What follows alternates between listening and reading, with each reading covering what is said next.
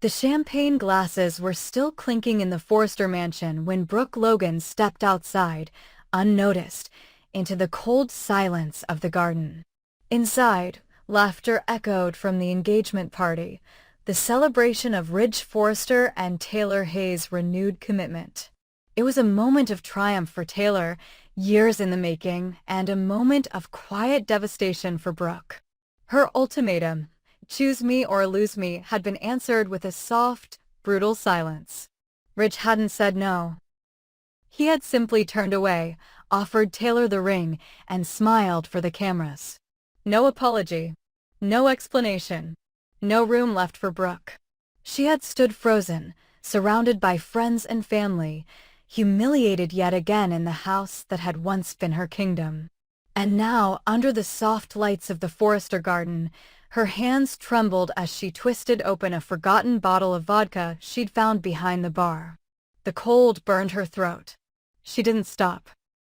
By the time the last guests had gone and the lights inside dimmed, Brooke had finished more than half the bottle. She wandered barefoot into the living room, her gown slipping from her shoulder, mascara smudged beneath hollow eyes. She sat down on the velvet chaise, where she had once curled up with Ridge after parties just like this one, and stared at the fireplace until her vision blurred. She whispered his name once. Then again. Then nothing. Moments later, her body slumped sideways. The crystal tumbler rolled from her hand, shattering on the tile. The room went silent. It was Hope who found her. Arriving late from a meeting, she stepped into the front hall and heard the glass crunch under her heel. She called out, but there was no response. Then she saw the figure sprawled on the floor. "Mom?" Panic surged through her voice. She dropped to her knees, tried to rouse Brooke, but her mother was unresponsive. The vodka stung Hope's nostrils.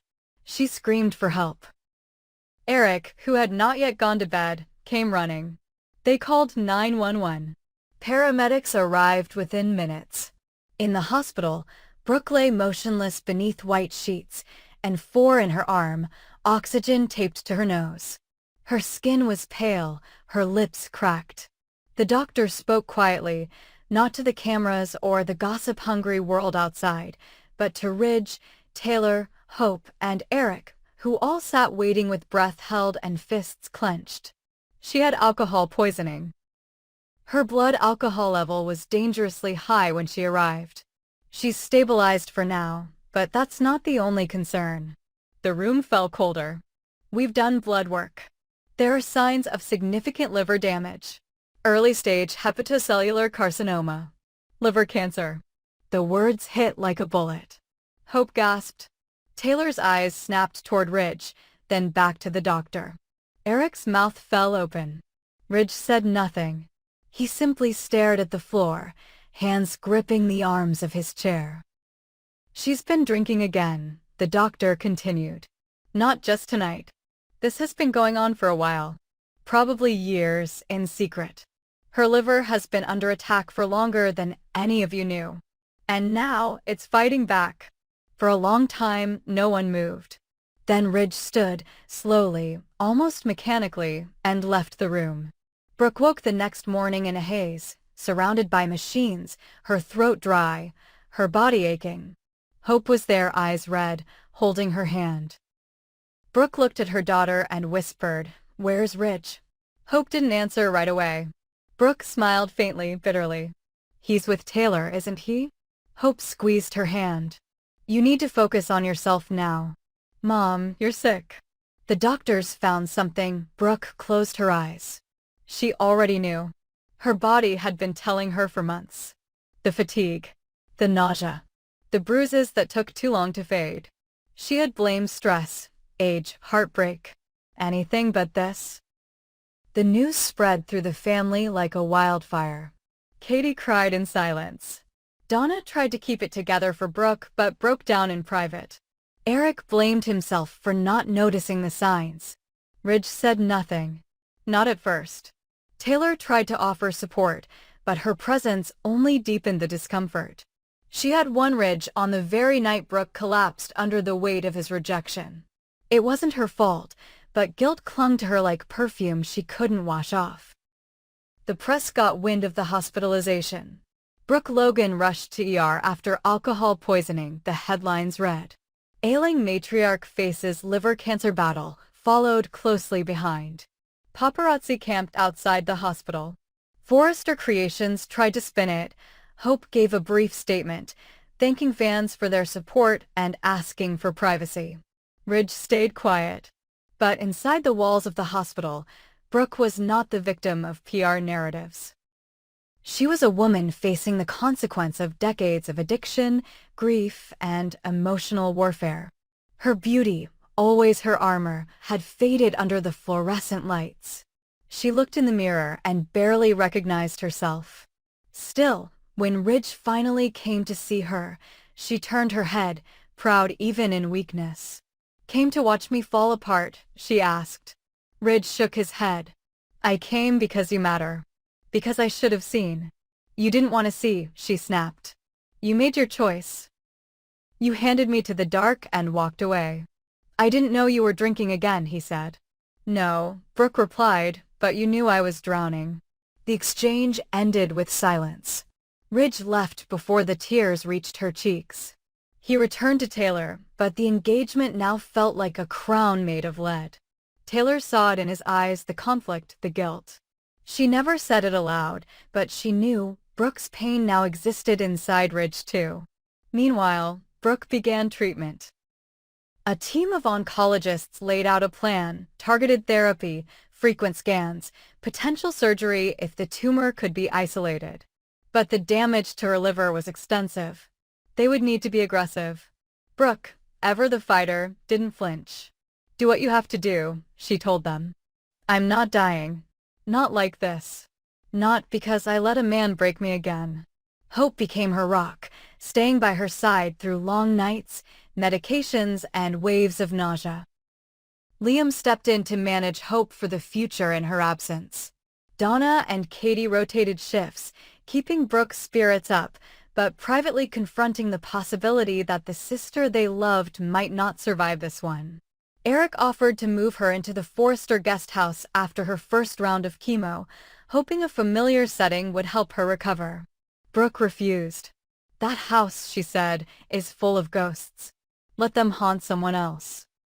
Still, she agreed to go for one weekend, just to rest. That weekend turned into 2. Then a month. And slowly, the woman who had once defined glamour began to reemerge, not with lipstick and silk, but with fire in her eyes. It was during her second month of treatment that Ridge showed up again alone, no Taylor in sight. He watched her from the edge of the garden, where she now took her morning walks. She saw him but didn't smile. "You here to say goodbye?" she asked. "I'm here because I never said sorry." "Don't," Brooke warned. "Don't apologize unless you mean it." "I do," Ridge replied. "And I want to be part of this fight." Brooke looked at him for a long moment. "Then don't do it out of guilt. Do it because you still believe in me." Taylor confronted Ridge later that evening. "You're still in love with her." He didn't deny it. "I never stopped. But that doesn't mean I don't love you too." "Yes, it does," Taylor said quietly. "Because I won't share." The engagement was called off days later. Not with fireworks or screaming matches, but with quiet resignation. Ridge returned to the mansion and spent his nights in the guest room next to Brooke's. He didn't push her for anything more than company. He read to her, walked beside her, reminded her of who she'd been before the pain. And Brooke, despite everything, began to heal. The family rallied. The company stayed afloat. The headlines faded. But in the quiet corners of the Forrester mansion, a different story played out, one not of fashion or betrayal, but of survival. Of a woman who had been the face of beauty and desire for decades, stripped down to the edge of death and still choosing to rise. Not for Ridge, not for the public, but for herself. And as Brooke stared out at the ocean one early morning, hair thinning from chemo, skin pale, but spine straight, she whispered 3 words into the wind. Words not for any man, but for the girl she used to be. "You made it back." Brooke Logan had always been a fighter. Through decades of heartbreak, betrayal, and scandal, she stood tall, rebuilt what was broken, and came back stronger each time. But this time, the fight wasn't against a rival or a jealous ex. It was against her own body. The diagnosis had come quietly, almost cruelly, with a sterile envelope and a doctor's clipped voice: late-stage liver cancer. Irreversible. Aggressive. Terminal. Months, maybe less. And in those heavy, sleepless hours that followed, Brooke made a decision. Not about her treatment, there would be none, but about her legacy. About what would happen after she was gone. About hope. She wrote the will herself in her own hand, then had it formalized and sealed. Her shares in Forrester Creations, long a point of leverage in countless boardroom battles, would go not to Ridge, not to Eric, not to any of the Forresters, but to her daughter, Hope Logan.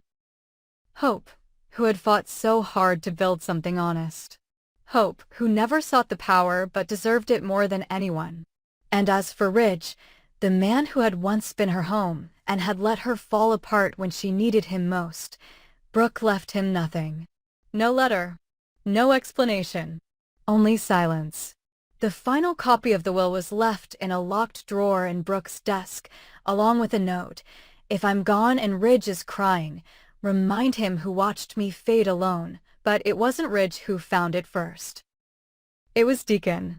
Deacon Sharp had stopped by the house after hearing that Brooke had skipped her most recent treatment. He wasn't looking for trouble, just checking in, hoping to maybe catch her in a good moment. But she wasn't there. Instead, he found Hope pacing, pale, anxious. "She's not answering her phone," Hope said. She was supposed to be resting. Deacon searched the house while Hope called the hospital. In the study, the drawer was ajar. He saw the folder, the legal seal, the name. "Last Will and Testament of Brooke Logan." He froze. Then he opened it. His hands trembled as he read. She was giving everything to Hope. All her shares. All her voting power. All of it transferred without conditions. And Ridge? Nothing. It was all there, notarized, official. Deacon exhaled, heart racing. For a moment, he was overwhelmed with gratitude. His daughter, finally, would have the power she had earned, not through marriage, not through manipulation, but because she deserved it. But then another thought crept in. What if the Forresters challenged it? What if Ridge used his name, his influence, to overturn it? What if Eric buried it behind decades of corporate red tape? What if the Logan legacy died with Brooke? That night, Deacon called a number he hadn't used in years. Marty Sorrento, a former family law attorney who had long since traded ethics for results. "I need to make sure this will stand," Deacon said. "I need it ironclad. And I need it fast." Marty laughed. "You want to protect your daughter's inheritance, or you want to rewrite the terms?" Deacon hesitated. Then, both. With Marty's guidance, Deacon began filing motions, quietly, strategically. He initiated a private transfer of Brooke's shares to Hope, citing health-induced early succession, and backdated the documents to weeks before the most recent board review. He arranged for new paperwork to be submitted to the registrar's office in San Francisco, away from the prying eyes of the LA business press. On the surface, everything looked clean. But beneath, the plan was messy, dangerous, and one signature away from collapsing. Deacon didn't tell Hope. Not at first. He told himself it was for her protection. Brooke passed away quietly in her sleep 3 weeks later, with Hope holding her hand and Deacon sitting at the foot of the bed. Ridge never arrived. Taylor came once, but Brooke never opened her eyes again after that. The funeral was small, elegant. No grand gestures. Just music, flowers, and tears. Ridge gave a speech, but it rang hollow. Hope didn't speak at all. Her grief was private, silent, and absolute. The real storm came afterward. At the next board meeting of Forrester Creations, Hope arrived with Deacon at her side. When the time came for new share disclosures, Hope stood. "For the will of Brooke Logan, I am now the sole inheritor of her 25% ownership stake in Forrester Creations, she announced. I will be exercising my right to vote, effective immediately. Silence. Then chaos. Eric rose from his seat. That will hasn't been verified through the company's legal department. Ridge glared at Deacon. You expect us to believe this? That Brooke handed you the company on her deathbed. She didn't hand it to me, Deacon said calmly. She gave it to Hope, her daughter, the one person who didn't betray her. This is outrageous, Steffi snapped. You think you can just walk in here and take control? Hope didn't flinch. My mother was a Forrester for most of her life. She earned her stake. And she made her choice. Eric, visibly shaken, requested a formal review. The board agreed to delay any share transfer until the legal validity of the will could be confirmed. Deacon, anticipating this, already had Marty submit secondary filings, including amended transfer documents and a statement of intent from Brooke signed weeks before her death. It wasn't airtight, but it was enough to keep the Forresters on the defensive. The legal battle ignited instantly. Eric filed an injunction, arguing Brooke had been mentally unfit when she signed the will. Ridge backed the claim, stating Brooke was under emotional duress and heavily medicated. Taylor submitted a letter from Brooke's former therapist questioning her cognitive stability in her final months. Marty countered with medical records indicating Brooke was of sound mind at the time of signing. Deacon, now fully entrenched, pushed back hard. You want to erase a dying woman's final wishes to protect your pride, he told Ridge during a closed deposition. She left you nothing because you earn nothing. Hope, torn between loyalty and legality, found herself pulled into hearings, forced to testify about her mother's final days. She confirmed that Brooke had been lucid, determined, and clear about her wishes. She didn't want the Forresters deciding what happened next, Hope said in court. She wanted me to carry on her legacy. That's what I'm trying to do. The media caught wind of the case and ran wild. Logan versus Forrester. The battle for control. Speculation exploded. Some rooted for Hope, calling her Brooke's true heir. Others sided with the Forresters, accusing Deacon of manipulating a vulnerable woman for power. The public was divided. But the courtroom was cold, clinical, and brutal. Marty arranged for an expedited ruling from a probate judge sympathetic to right-to-die cases. After 6 weeks of motions, delays, and depositions, the verdict came down. The judge ruled that Brooke's original will was valid and Hope had full legal rights to her mother's stake in the company. However, the judge also ordered a financial review into how the transfer documents had been filed, specifically citing concerns about irregularities in timing and witness verification. Hope was granted control, but the celebration was cut short. Eric and Ridge filed a new lawsuit, this time a civil suit against Deacon for fraud and tampering. If proven, Hope's stake could be frozen or revoked. The war wasn't over. It had just begun. Hope confronted Deacon in private. "Did you forge anything?" she demanded. "Did you lie for me?" Deacon didn't deny it. "I did what I had to do." They would have torn that will apart. "Your mother wanted you to have this, Hope." "I made sure it happened." "Even if it destroys us?" she asked. "Even if it makes me one of them?" The rift between father and daughter deepened. Hope returned to the company, now a majority stakeholder in a family that no longer trusted her. Steffi froze her out. Ridge refused to acknowledge her votes. Even Thomas, who had once supported her designs, stepped back. The board was paralyzed. Every decision was contested. Forrester Creations stood still. And in the middle of it all, Brooke's voice echoed. Not through memory, but through the will she'd left behind, a final strike against a man who'd turned away and a family who had never fully accepted her. Her absence became power. Her silence became law. But even that power came at a cost. Hope now sat in meetings alone. She signed contracts under scrutiny. Every move she made was dissected, doubted, challenged. And at home, her father, once her greatest ally, was now the source of scandal. She had won the shares, yes, but she had lost the peace her mother had tried so hard to give her. In the end, the legacy Brooke left was not just ownership. It was a choice. And it was Hope who would have to decide what kind of Logan she wanted to be, one who fought fire with fire or one who let go before the flames consumed everything.